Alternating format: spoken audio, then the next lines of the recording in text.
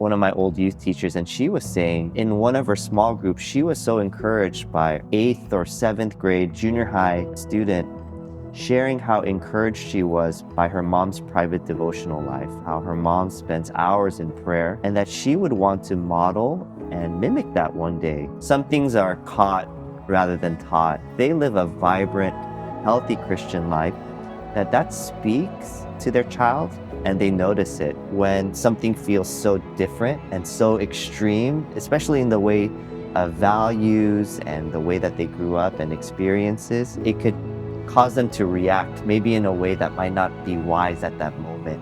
Because some of our differences aren't so much about right or wrong, but it could just be about asking not just what they did, what happened, but also why. When they ask the why question and go deeper than just the surface level and go into their heart, we're starting to see then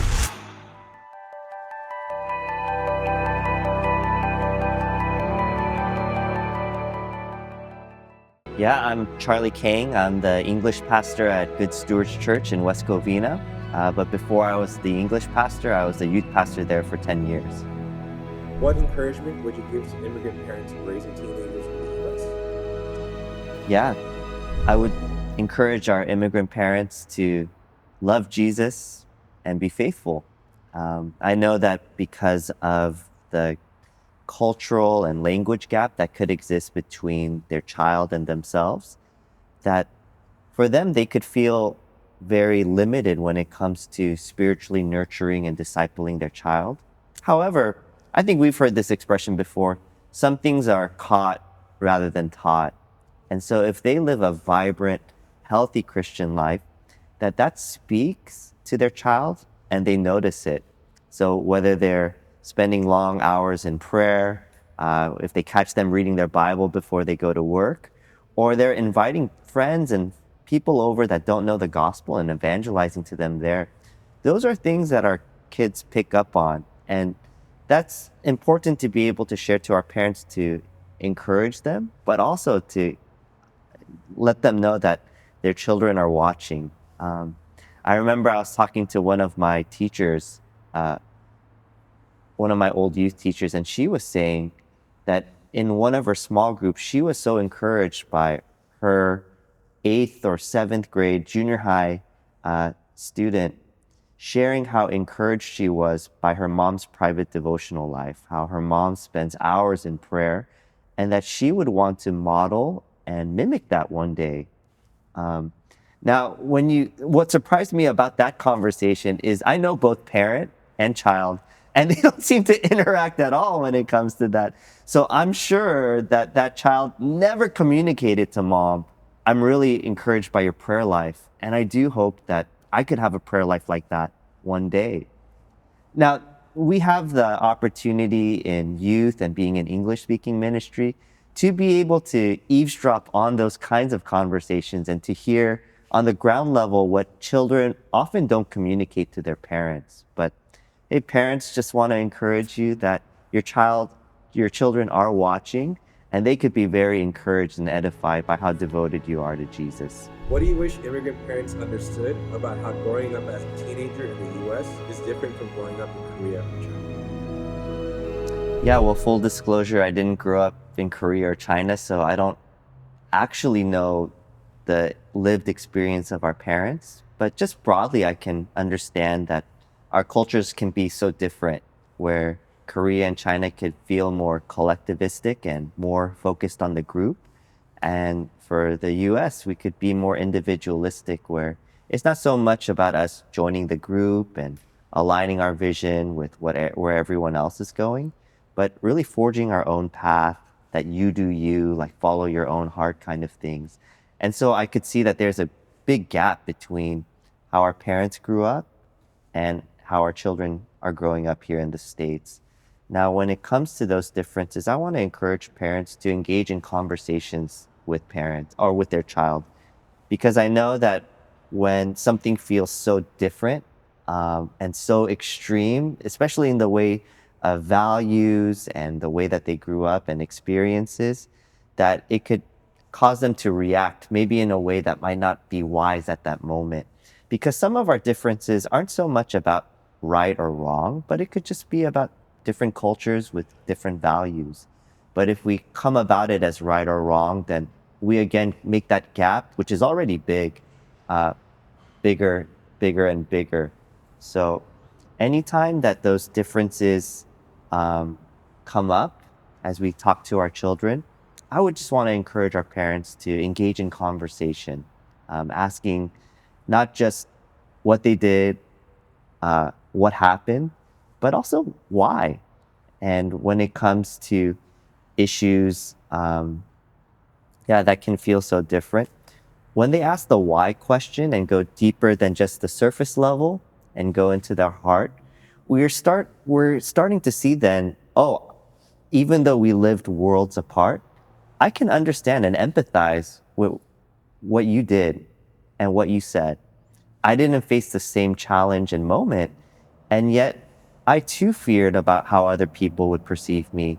I too desired to be accepted and valued by that group. I too wanted to be seen as successful. I too am ambitious.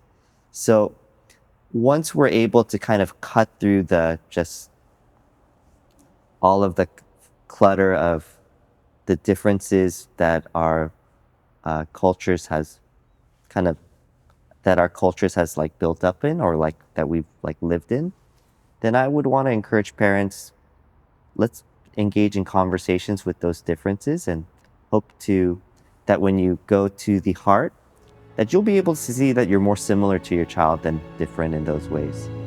What is one thing you wish parents understood about the role of the church in their teenagers' life? Yeah. Well, I would want to first begin by saying what the role of the church is not in their child's spiritual life is that we're not here to replace them. God has given mom and dad to be the primary discipler of their child.